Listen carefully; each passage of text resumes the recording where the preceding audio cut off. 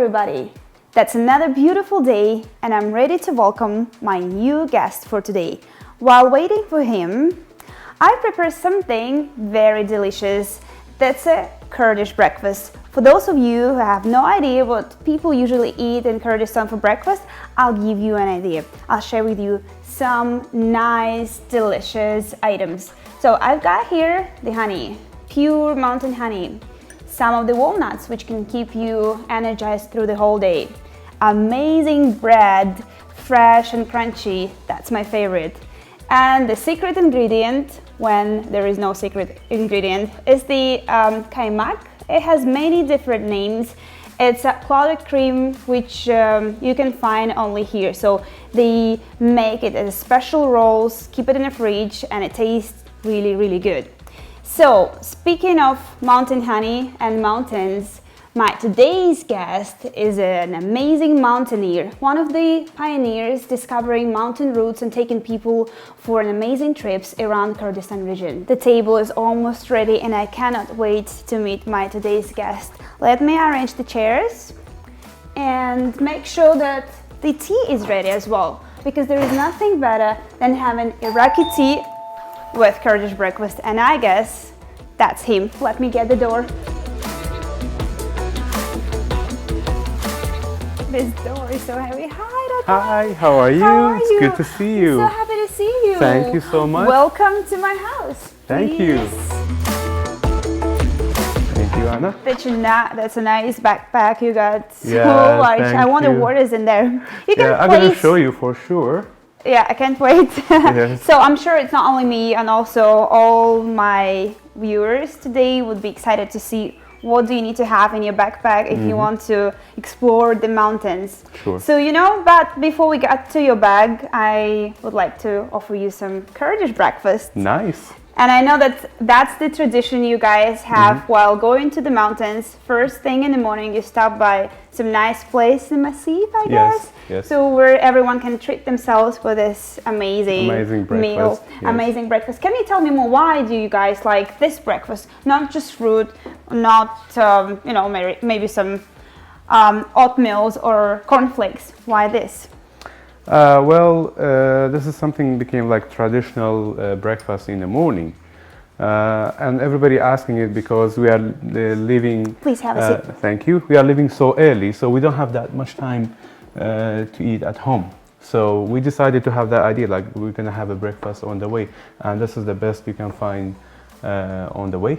And I think it's a very good idea. It's so authentic. Yes. Okay, how to pronounce the word correctly? It's so authentic. As I know, your teams, your group is very large. You have local people, you have foreigners, and especially for people traveling in Kurdistan and just discovering, having this breakfast has a lot of value in it. Yes. When I tried it for the first time, it became my favorite thing. But you cannot really get it everywhere, right? So you need to go to some places which you know. Exactly. Yeah. Okay, so you can have some water as well. Thank you. Then tell me more about the trip, about your page, the group. How can you gather the people? How do you collect? Where do you meet? How do you go to mountains? Is there everywhere in Kurdistan you're able to travel, or there are some restricted areas? Let's go back to 2008. This is when we started the group. Yeah, before Facebook, we were emailing each other and text messaging each other, and me and my friends are, just communicating like that way. In 2010, when we became a group on Facebook, so we started creating events over there. Inside the event, we are posting all the details.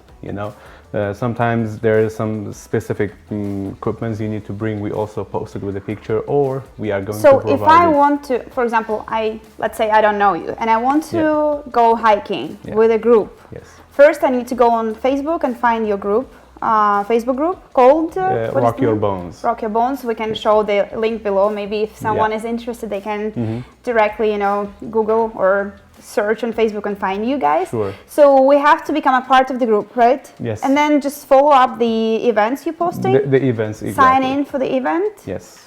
Read the details. Read the details. And it should be very specific details. Can anyone join, or you have some restrictions like physically fit, age limitation, anything which people should know? So about the age limitation, yes, we have age limitation. There are some places that are not good for everyone to go. Like what is the limit? Youngest participants? Now is 18. Before 18. Was 16-year-old, but the new rule from the government. Okay.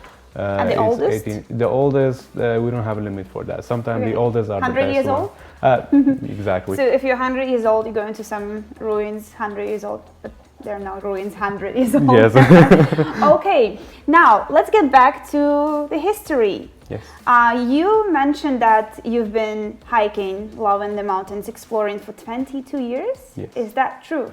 Yes. I wonder, how old are you? Okay, so as a group, we started in 2008. That's almost 10, 11 years. Okay, but that's nice. Yeah, as I born in Koya. So you're not from Erbil? I'm not from Erbil. I'm from Koya. So Koya is surrounded by mountains, and my grandfather farming land was in a mountain. A name like it's called the Bawaji Mountain. So from time to time we used to go there. We had to go there. We had to go there, and we got used to going there almost if you have nothing to do, just spending some time over there with my grandfather. Yes. And then you decided to share this experience with others. Exactly. So tell me about, it wasn't just your idea. You had a partner or a friend who inspired you to start this group and activity. Exactly. So my friend and my English teacher, Andreas Blaker from Switzerland, and his wife, Ruth Blaker from Mexico. They were a family who came here to work and live for a while.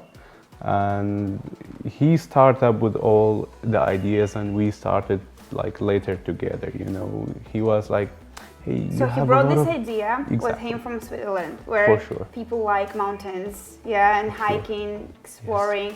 And then you picked up the idea as well, you supported him, and then you worked together for some time. And now he's not here, as I know, right? Yeah, he went back, he's in Mexico now at the moment.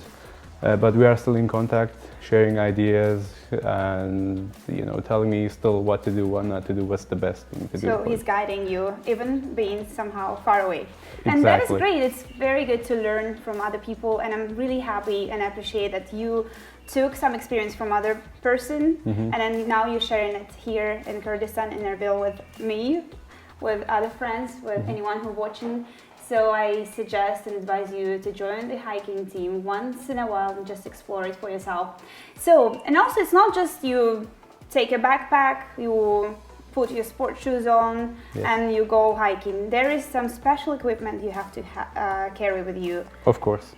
There is something that you have to take it as a consideration. It's not like you carrying everything with you that you go. So I think you got something in your bag today. I have some examples. You should carry the light things, but so effective. Okay. Alrighty, so I'm going to show you some examples. Yeah, we can get to this later as well. Of course. Okay, so you're saying that you are not from Erbil, you're coming from Koya. Yes. And did you study anything about mountains, or just a hobby? It's your passion. How did you decide to begin this journey? Before we were using the mountain as a shelter for our Peshmergas, and for a while after 1991, people they kind of forget about the mountains, especially people from the city. So when we came with the idea and we started to go hiking and exploring, the new generation realized that there is something else outside of the cities. It's not only picnic places, it's not a place that you go and come back in the evening. There are mountains that you need to hike it. And you need to explore beautiful nature, and then it gives you a very, very nice feeling when you go hike and then you reach to the top and you feel that energy, like you can do something. So you're not only promoting the healthy lifestyle, you're also promoting the idea of keeping Kurdistan clean. Tell me about some of the campaigns you arranged with your hiking group. Yes, so we give advices every time before and after or while the hiking trips. So you teach the whole group? I'm teaching the whole group. First of all, to be clean, no littering. Meaning you just... do not throw anything, all right? Use recycling stuff as much as you can, or use less plastic anytime you go outside, and then bring back other people's trash. So so when you climb the mountain, you hike, and then on the way back, wherever you see the garbage or trash, you just pick it up. So not only you do not leave the trash after yourself, you also pick up, and that is a great idea. There was a campaign like a couple of years ago in Waterfall. Zorakvan? I guess. Yes, we picked up about 70 plastic bags over there. It's like the huge garbage bag. The huge garbage bag. We have the pictures. We're gonna share it later with the friends. So the team was not that big. But later we had a group from, I think it was from Philippines. They celebrated their Independence Day. You know, they were celebrating it by cleaning the nature, cleaning a spot like people usually go, and it became a bit dirty. So instead of bringing food for a picnic, they went to clean up. Clean up and you know, tell others, share the idea with the others, like, okay, that's how we do it, and this is what we should do. And also, while promoting the Kurdistan and beauty of Kurdistan, teaching others how to keep the Kurdistan clean. By following your page, a lot of people can see different places which are not really available for a regular person. For example, if I on my own want to travel somewhere, I will not be able to discover it. Exactly. So you know some special places where take people for a hike or for a walk. Of course, but let me remind you something. Not every place, not every single mountain is good for the group. Why is that? Okay, you need a very, very specific gears, a very specific equipment, and then you need to have a very tough body. You know, physically you should be very ready. So what if somebody wants to hike? Do they need to work out or at least run in the park? At least running at the park will help. You need some. Otherwise, you'll be left behind all the way, and I have to. And how about like the danger? Like, what could be dangerous in the mountains? Our nightmare is the minefields. Oh. You know, we have so many minefields, and I know almost all of them. And before I go to any mountain to take a trip, we have exploring trips. It's only us, only my team or my friends. So you're making sure that the area is So safe. we go ask the local. We have some contacts with some NGOs that they have, you know, already the mapping system, everything. And so we're gonna communicate. You're gonna get the contact from some different villages. So before we go to that mountain or to that specific place we are exploring. After that, we're gonna check how difficult is this place. Is it good for a big group or small group? So there is a does everyone can join or not? What tactical things that you need? So what I'm saying, there are levels of hike, like difficult, medium, easy, medium, difficult, and extreme difficult as well. Yeah, this is mostly in the winter. Tell me, what are the most common places you visit? Where do you go hiking? In 2008, in April 2008, we start our first hiking in Bradost Mountain. Yeah. So it was me, Andreas Bleker, and his wife. And it was only 3 of us, you know, that's how we started. And from time to time I go back there, you know. Okay. That's one of my favorite mountains. There's a Bestun cave, yes, there's a Bestun cave. There's a beautiful views of Korak, Hassanbag, you can see Soran town, you know, you can see Halgurt and Sakran far away. And then when you reach to the peak, it is a very, very magical view. It's like a, you know, Grand Canyon in America. So it's also like a Where is that, once again? Zorakvan? No, this is Bradost. Yeah, and Zorakvan is the second favorite place. And then third one is the Avashin, Galishera and the Blue Water. Okay, so, that's something I never heard of, I guess. Okay, so I'm gonna share with you some pictures and videos later. You can. Or maybe I should join for the next trip. Of course, you should join. It's gonna be better. Yes, take my own photos. All right. So yeah, these are my favorite places. Yeah, this is number one. Yeah. Okay, so you said that you started just 3 of you. Yes. So how big are the groups right now? How many people? The maximum capacity of your group you take in for a trip?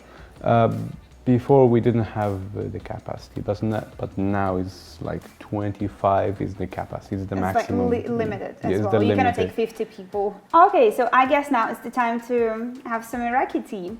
Exactly. Okay. Please. Can't wait. All right. Let me get the cups. Here we go. Try to make it nicely.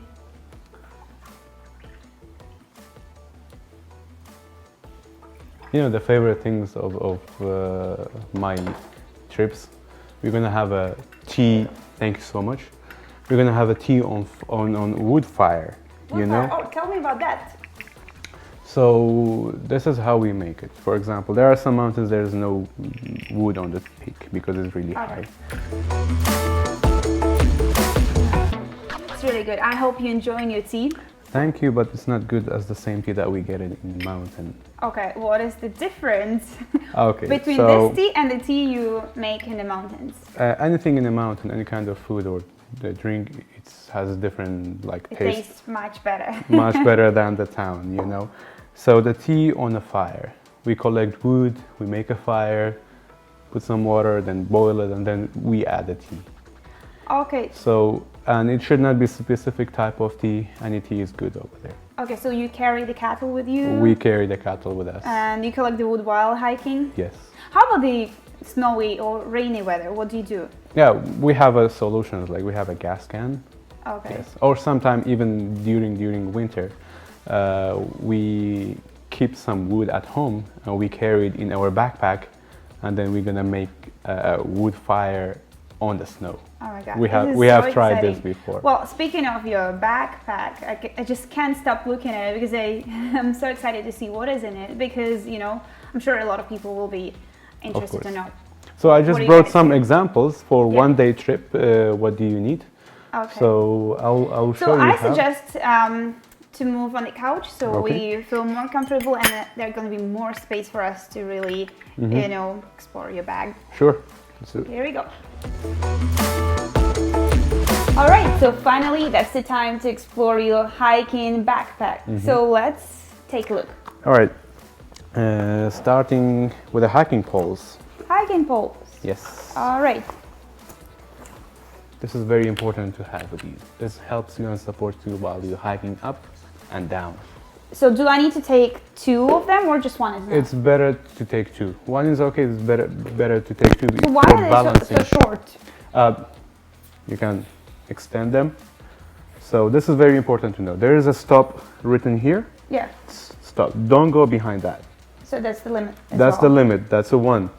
If you're a little bit higher. Okay. So you can adjust it according to your height. Exactly. Okay. So, and then you're gonna use them. How you're gonna use them, I'm gonna show you later for sure. But let's just put it back for now. Okay, so hiking poles. Hiking poles or hiking stick, or there are different names for that, but this is very important to have. All right, so we're gonna. This is one-day trip. Okay. So. What else do you have in there? Cooking stuff. All right, so. Like I mentioned it before, you need to have light equipment, light gear, but effective. Yeah. Try it. Yeah, it's pretty light. So, okay, so maybe we can take a look at it later on. Of course. But like, what else do you have? See, that's your kitchen, right? It just fits. Yes. In this tiny bag. Oh. Some cookies. Snacks. Yeah, some cookies or snacks you can use it, or you can. Okay. So we are at the winter time. Okay. It's important to carry waterproof stuff. All right. So this is the raincoat or rain jacket. This is the big one. So it covers also your backpack. It's not something that you are wearing it like not only for your body, you can also use it to cover your backpack. To cover your backpack and almost all of your body. Okay. So Raincoat. Cooking gas. Okay. For mountain, especially in the winter, it should be a specific type. There are some material used with the gas. LPGs are not that good, the one that you use it at home. Butane or propane gas, it's the best that you can use it for winter time. So basically that's your kitchen, right? We are missing Cooking something. Gas is here, yes. All right. So you need water. Okay, and I know that that's a specific amount you recommend to carry? For the winter, almost 2.5 or 3 liter is very per person. Per person. Like yes. For the whole day? For the whole day. Okay. Yes. Like the hiking time. Yes, but if you have a snow up there, we don't need that much. We can, you know, melt the snow and eat it, or just eat the snow sometimes. That's interesting. That could work. But, you know, sometimes I think that it's not a good idea because of the pollution. You know, are you sure that you can actually eat or melt the snow? Yeah, remove the top one and get the one above, down under. So this is the better. All right. Yeah. So first aid, you need to have a first aid with you. Okay. All the time. This is just a small first aid, but ours are much bigger and has almost all the things, all the equipment that you need for hiking days or hiking group. So, as I said, I hate plastic stuff, all right? Yeah, and Each you time are I the go, protector yes, of the environment? I take my own so that's the cup. famous cup. That's the famous cup. You can see here. all the videos, right? Yeah, or a mug. Yeah. A mug.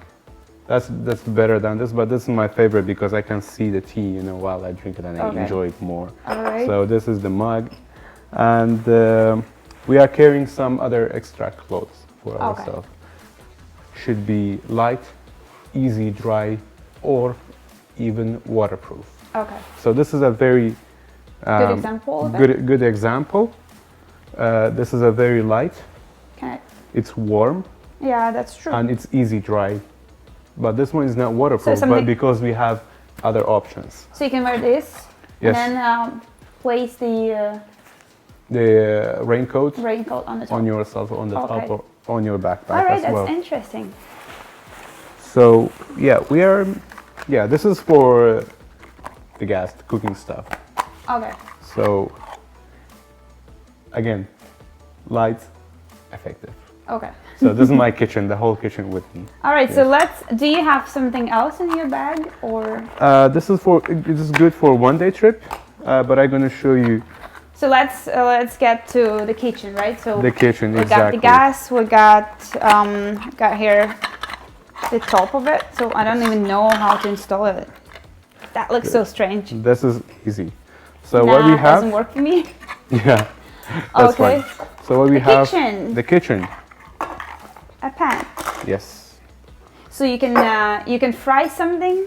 You can fry something in here, or you can use it as a cab. Okay. To cover this one, if this one was not enough. All right. Okay. So. And here we go. What is it? And it's a tiny kettle. It's a kettle.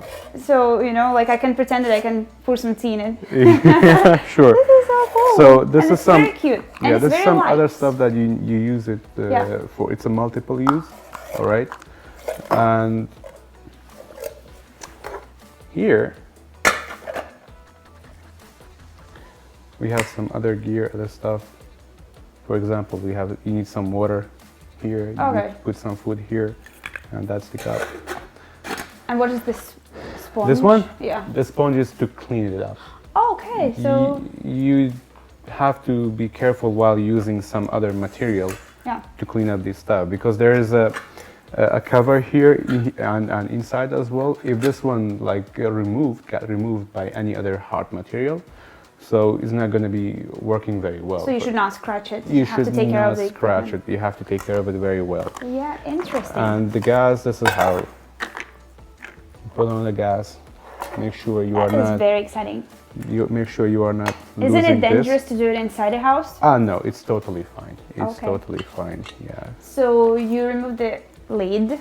Okay. Yes. Then you install it easily, nicely. So this is a small example. There are other multiple different models, but this is a very good model one, and it's very light. And yeah, I can see that. You know, yeah, I don't mind carrying it by myself as well. Nicely, you open the gas. And okay. Sorry, it's not working. It's not working indoors. Indoors, yeah. We have a solution, not a problem. You got a lighter as well. I got a lighter as well. I want to check. So that's why you must have extra stuff with you. And when you go into the high mountains, you better have a different lighters, stronger, for example. This is a different type of lighter. Okay. Yeah. Oh, that's it. Yay! That is so cool. It looks like a rocket. Yeah. I'm afraid it's gonna fly. Yeah. Okay. So how about the light? You mentioned the hikes which take place at night. Yes. So what kind of light do you bring with you in order to see the way? And also the headlights are the best one. Oh, you got the headlights. Of course. Oh my God, this is so nice. So it has two options. This is normal light. Okay. And for emergency or to see each other from when it's foggy or far distance, we have a red light. Or for the emergency. Can I see it as well? Yes. And do you charge this light or are you using batteries? We use batteries, but the batteries are friendly for environment. We recharge the batteries as well. So you can recharge the batteries, and this is also really, really nice. So how do you carry this light? Oh, you just like put on your head. Okay. Yeah. Yeah. So the best thing is to keep it always down, because at dark our eyes are really open, so it might affect your eye if I just like had it directly to your face. So you need to direct it to the ground, to your feet, so you can see the way, but you will not blind anyone. Exactly. That's very important thing to know, you know. Mm-hmm. Especially if you're walking with a team, with a group, or in the take care of them. I've heard that the stone cave is very beautiful, it's amazing, but a lot of people go in there and they damage the natural beauty of it. You have all these stalactites and stalagmites, you know, but some of them got damaged, broken. First time I went there in 2008, it was, I can tell it was like not many people touched it. Bestun, Bestun. After we made it, saw videos, saw pictures, and we took groups there. So basically you advertised for that? Of course. But we were telling people even not to touch it, because by touching materials, the things inside there, you might damage it. It needs millions of years to build it up. All right, by just like the oil on your hands can damage it. All right, so you are not allowed even to touch it. Let's talk about what happened to the cave right now, because I've been a witness of it as well. Last time I went there, I realized that they make it fire inside the cave, so it's all covered in a black color. So the originally white, and then beige walls. A bit brown, by the way, and brown, crystal. Yeah, you can feel like it looks like a crystal because of the ice. Water. Because of the water, yeah. And now it's like all black. All black and damaged. They break it so many parts, and they pump the walls, you know, to write down their memories, names. Yeah. So that's something that's very difficult to remove. It's like make me so sad. It's really, really bad to do inside this cave. What is the solution, do you think? Could be like you can educate people, you can tell them it's not good, but there are people still like doing it. So it's better to protect it, to have a guard. You can share the message right now with everyone watching. So my message to you: when you go outdoors, especially the caves, keep it clean. Do not break anything. Do not even touch the walls a lot, because it's going to damage it. These walls inside the cave need 1,000,000 or thousands of years to be created or to be built. So please do not damage, do not break anything inside the caves or even outside the cave. Love nature, all right? Love Kurdistan, and keep it clean and nice. Thank you, Rakan. And I think a lot of people, they do not understand that it's not only them who live in right now, this generation. We have more people, maybe their kids, the kids of their kids. They would like to see the same beauty as we are witnessing right now. Exactly. But if we do not take care of it, it will all go and disappear. So, mountains, caves, amazing gear, a lot of experience. That was really nice. But there is one more thing that I know. You take people not only hiking. There's one more thing. It's kayaking. Yeah, tell me more about kayaking. Because the word, you know, for me, I know it. Some of the people they know, but the word is very strange. What is kayaking? The kayaking is an inflatable boat. So boat, okay. Yeah, we pump it with the air. So the boat called kayak. Kayak, yes. And kayaking is when you paddle this kayak down the rivers river and inside the lakes. Yeah. Or even, unfortunately, we don't have a sea, so even it can be done in the sea as well. So is it a big boat or a very small one? It's there are multiple sizes. There are for one person, 2 and 3 person. Okay. And bigger than this, we call it a raft or rafting. Okay. Yes. Which kayaks do you have? I have 3 types of kayaks. Yeah. Fiberglass one. I barely use them because you need to be like a very experienced person. But the other one that I use, the one that you pump air in, the inflatable one. So. And then how many people fit in one boat? 2. 2. Yeah, okay. It's good for 2, and I have for a single person. So if I want to go kayaking, do I need to buy my own kayak, or I can just join the group? No, and we provide it for sure. We provide it for about 10 to 15 people. 10 to 15 people, meaning like around 10 kayaks? No, about 7 or 8 Because you got like 2 people in each kayak. Yes. And then where do you go for kayaking here in Kurdistan? We go to the Zab River, Dukan Lake, and Darbani Khan Lake. But because Darbani Khan Lake is a bit far from Erbil, because we are based in Erbil, we go there maybe twice in a year. But most of the time we are going to Dukan Lake. Yeah. Oh, okay. That is great. It is so exciting. And when is the kayaking season start? From the spring. Yeah. After April. So as I know, you never stop hiking season. So it's always on. You either go exploring the green sides of Kurdistan or the snowy parts of it. Now everyone is posting their photos of the snow. Yeah, if you cannot see snow in Erbil, but you can easily find a lot of snow in the mountains. All right, so I'm going to wait for kayaking season because I did it once. I joined the group. No, I guess it was like even twice. Yes. And this is amazing. Yeah. But you know, the downside of it, it's like since you stay in the water for a long time, you can easily burn yourself. Of course. A lot of people here, you do not have it, but I think it's a good suggestion to always wear sunscreen. Sunscreen, yes. Even if you hike in winter. Yes.